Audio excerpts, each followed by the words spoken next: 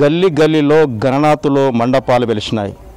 సంస్కృతి సాంప్రదాయం మొదట ప్రాధాన్యత పండుగలకు ఒక వినాయకుడిని ఏర్పాటు చేసుకొని కోరిన కోరికలు తీర్చుకోవడానికి మనం సాంప్రదాయాన్ని ఎంచుకుంటాము. ప్రతి చోట ఈరోజు డీజే సౌండ్లో మోతమోగుతుంది. ఆ తర్వాత ఎక్కడ చూసినా ఆ పాటలు వాటికి సంబంధించింది చూస్తే కొంత విస్తుపోయేది మనకు కనిపిస్తుంది.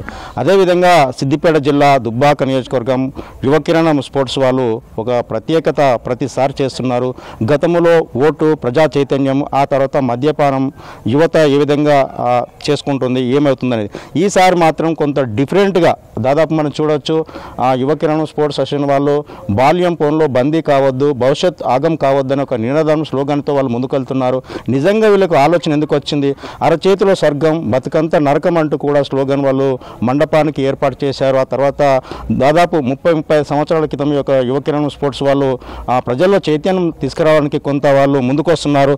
నిజంగా ఏం జరుగుతుంది, ఎందుకోసం ఏర్పాటు చేస్తున్నారు, ఈ స్లోగన్ ఏంటి, అసలు ప్రత్యేకత ఏంటి? నమస్కారం సార్. మేము గత 36 సంవత్సరాల క్రితం మా ఏరియాలో మా యూత్ అంతా ఆటలకు దూరం అయిపోతున్నారని చెప్పేసి అప్పుడు మేము ముఖ్యంగా నేను యువకిరణం స్పోర్ట్స్ అసోసియేషన్ రిజిస్ట్రేషన్ చేయించి స్థాపించడం జరిగింది. అప్పటి నుంచి ఇప్పటి వరకు కూడా ప్రతి ఈవెంట్స్లో ప్రతి గేమ్స్లలో మా విలేజ్ నుండి నేషనల్ స్థాయికి పోయి ఉద్యోగాలు సంపాదించిన వాళ్ళు కూడా ఉన్నారు.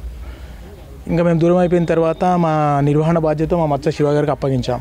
తను కూడా ప్రతి విషయంలో ముందుకు వచ్చేసి 36 సంవత్సరాల నుంచి మేము వినాయకుని పెడుతున్న సందర్భంలో కూడా ఈసారి మనం కొత్తగా చేద్దామని చెప్పేసి గత 5 సంవత్సరాల నుంచి ప్రతి సంవత్సరం ఒక సందేశాత్మకం ఇస్తున్నారు దేవుని ద్వారా. ఒకసారి ఓటు హక్కు వినియోగించుకోవడము, మద్యమత్తులో యువత ఎలా ఖరాబ్ అవుతుందని వాళ్ళకు సందేశం ఇవ్వడం. ఈసారి ఏంటంటే ముఖ్యంగా పిల్లల గురించి, చిన్నపిల్లలు ఏం చేస్తున్నారు అందరూ అనుకుంటున్నారు, ఇప్పటిదాకా చెప్పిన వాళ్ళంతా ఏం చెప్తున్నారు, చిన్నపిల్లలు ఫోన్లు తీసుకోవద్దు ఇవ్వద్దని. ఫస్ట్ నేను చెప్పేది ఏంటంటే పేరెంట్స్ కంప్లీట్గా పిల్లలకు సెల్ ఫోన్ ఇచ్చేసి వాళ్ళంతలో వాళ్ళు ఉంటున్నారు, మా అంతలో మేము ఉంటామని చెప్పేసి వాళ్ళు ఉంటున్నారు. పిల్లల భవిష్యత్తును 100% ఖరాబ్ చేసేది పేరెంట్స్కే నేర్పిస్తున్నాం మేము ఇప్పుడు మా వినాయకుని ద్వారా. వాళ్ళని మానసిక రుగ్మతలకి, ఐసైట్కి, జ్ఞాపక శక్తికి ప్రతిదానికి దూరం చేసేస్తున్నారు. ఇప్పటి పిల్లలకు ఆటలు అసలే తెలియదు. మేము నేర్పించినాగా నేర్చుకునే స్థితిలో లేరు. దానికి తోడు స్కూళ్ళల్లో కూడా ప్లేస్ లేవు. టీచర్లకు, పేరెంట్స్కి మా యువకిరణం స్పోర్ట్స్ అసోసియేషన్ ద్వారా చెప్పదలుచుకున్నది ఏంటి, పెద్ద ఫోన్లు పెద్దవాళ్ళకి అవసరమే, కానీ చిన్న పిల్లలకు దాన్ని అడిక్ట్ చేసేసి వాళ్ళ భవిష్యత్తును 100% నాశనం చేసేది పేరెంట్స్కి మా యువకిరణం స్పోర్ట్స్ అసోసియేషన్ వినాయకుని ద్వారా విజ్ఞప్తి చేస్తున్నాం ఏంటి, మీ పిల్లల భవిష్యత్తును మీ చేతులారా మీ సెల్ ఫోన్లను వాళ్ళకి ఇచ్చి ఖరాబ్ చేయొద్దు, నాశనం చేయకండి. నేటి బాలలే రేపటి భావి భారత పౌరులు. మీలు చేయడం వల్ల భావి భారత పౌరులు కాలేకపోతున్నారు, నిర్మాతలు అసలే కాలేకపోతారు. అది దృష్టిలో పెట్టుకొని మానుకోండి. మిగతా చాలామంది కూడా ఈ యొక్క స్పోర్ట్స్ సంబంధించిన వాళ్ళకి సభ్యులు ఉన్నారు, వాళ్ళందరూ కూడా మాట్లాడుచుద్దాం. అసలు నిజంగా ప్రజల్లో చైతన్యం తేవాలనుకొని మీరు ఈ యొక్క కార్యక్రమం చేపట్టారు కనుక వాస్తవానికి అసలు అంటే సెల్ ఫోన్ ద్వారా వాడకంతో చిన్నపిల్లలు ఏ విధంగా అడిక్ట్ అవుతున్నారు, నిజంగా ఈ యొక్క కార్యక్రమం చేపట్టడం వల్ల మీకు ఎలా అనిపిస్తుంది? ఈ యువకిరణం స్పోర్ట్స్ క్లబ్ వారు ఈ యొక్క ఫ్లెక్సీ పెట్టడం చాలా శుభోదయం. ఎందుకంటే దీనివల్ల పిల్లలకు పెద్దలకు కానీ ఒక అవగాహన కల్పించడం జరుగుతుంది. దీనివల్ల ఏంటంటే ఈ ఫోన్ వాడడం వల్ల మానసిక జబ్బులు కానీ జరుగుతుంది. ఎక్కువ పాటలు కానీ గల్లీలో కొన్ని అరుగుల పైన కూర్చునడం చాలా తగ్గిపోవడం జరిగింది ఈ సెల్ ఫోన్ చేయడం వల్ల. దీనివల్ల పిల్లల్లో ఆటలు, ఈ చిన్నటి ఆటలు కానీ అవన్నీ మర్చిపోవడం జరిగింది. ఫోన్ల ద్వారా పాటలు ఇవ్వడం వల్ల చాలా ఇబ్బందికరంగా ఉంటుంది. సెల్ ఫోన్లు వాడడం చాలా హానికరం అని ఫ్లెక్సీ చేయడం వల్ల చాలా మందికి అవగాహన కల్పించడం మంచి జరుగుతుంది. చూడొచ్చు, నిజంగానే మీరు ప్రతి సంవత్సరం కార్యక్రమం తీసుకుంటున్నారు, ఈ సంవత్సరం సెల్ ఫోన్ తీసుకున్నారు అంటే ప్రజల్లో చైతన్యం వస్తుంది. ముఖ్యంగా చూసుకున్నట్లయితే ఈ మధ్య న్యూస్ పేపర్లు గమనించినట్లయితే న్యూస్ పేపర్లలో 10వ తరగతి విద్యార్థి తండ్రి సెల్ ఫోన్ ఇవ్వలేడని చెప్పేసి ఆత్మహత్య చేసుకోవడం జరిగింది.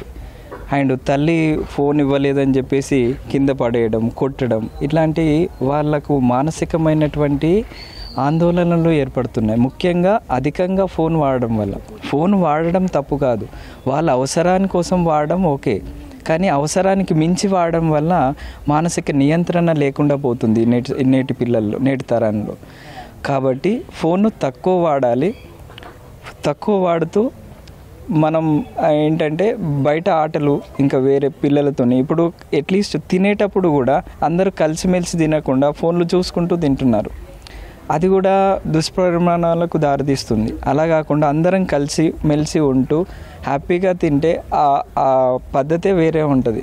ఆ ఉద్దేశం కొద్దీ మేము ఈ ఫ్లెక్సీలను ఏర్పాటు చేసి ప్రజలను చైతన్యవంతం చేస్తున్నాము.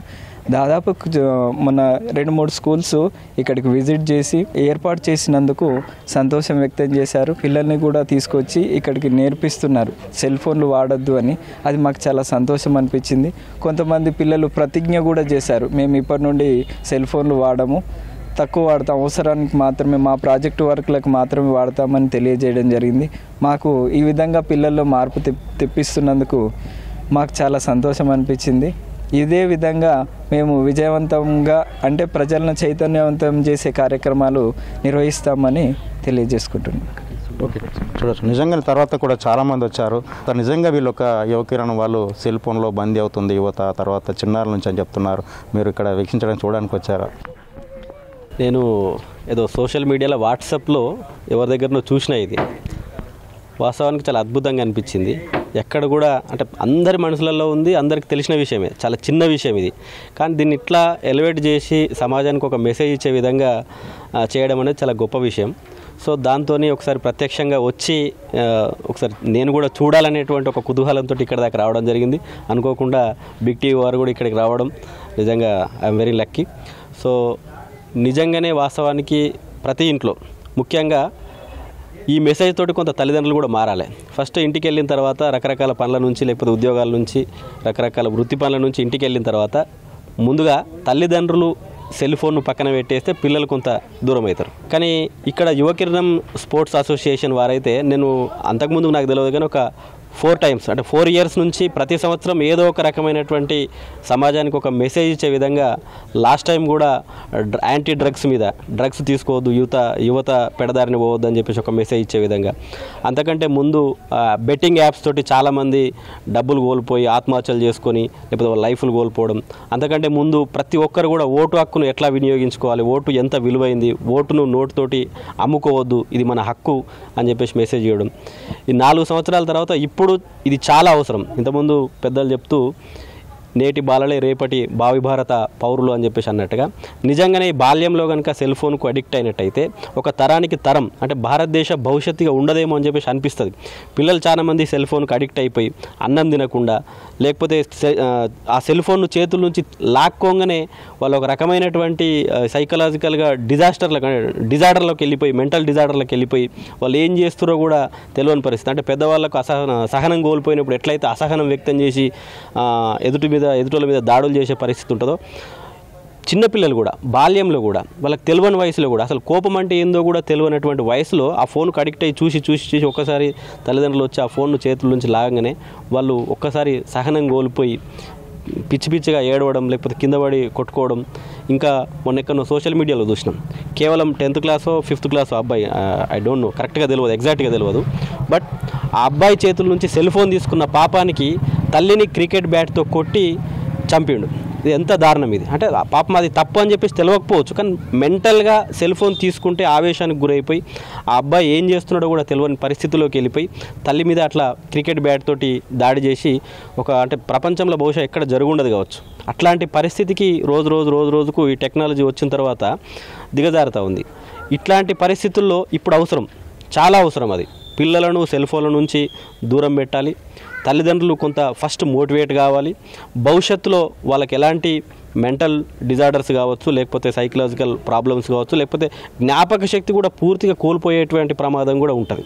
మీరు చూడండి, పిల్లలు ప్రతిరోజు బయట గ్రౌండ్లో ఫిజికల్గా ఆడుకునేటువంటి పిల్లలకు సెల్ ఫోన్ తోటి ఆడుకునేటువంటి పిల్లలకు ఇద్దరికి పోల్చి చూసినట్టయితే ఆ పిల్లల లోపల అంటే అన్నం తినేటప్పుడు సెల్ ఫోన్ ఇచ్చినట్టు కారణంగా ఎంత తింటున్నారో కూడా తెలియని పరిస్థితుల్లో వాళ్ళు తిని వాళ్ళు ఒక స్థూలకాయం అంటే శరీరం బాగా పెరిగిపోవడం, చిన్న వయసులోనే బాగా హెవీ వెయిట్ అవ్వడం, తర్వాత వాళ్ళకు బ్రెయిన్ కూడా సరిగా ఎదుగుదల లేక జ్ఞాపక శక్తిని కోల్పోవడం.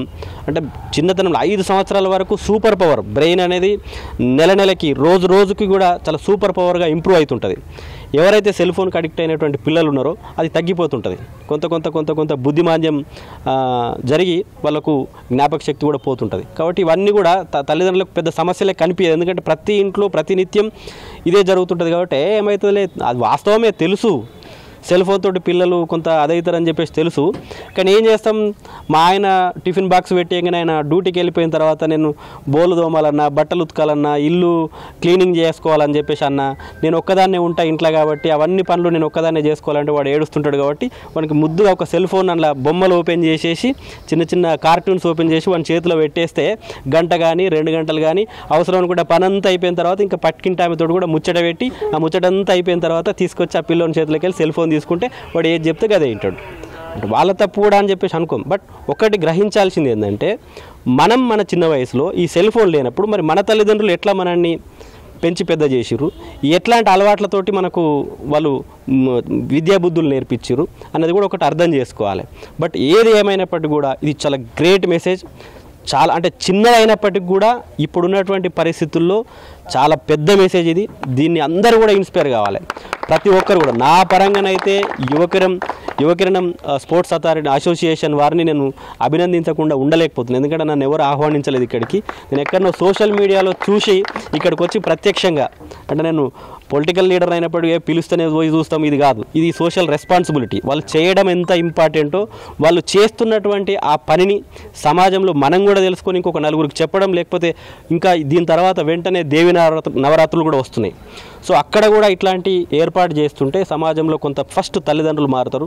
ఆ తల్లిదండ్రులు కొంత పిల్లల్లో మార్పు తీసుకోవడానికి పనిచేస్తారు అనేటువంటి ఉద్దేశంతో ఇక్కడ దాకా రావడం జరిగింది. Thank you.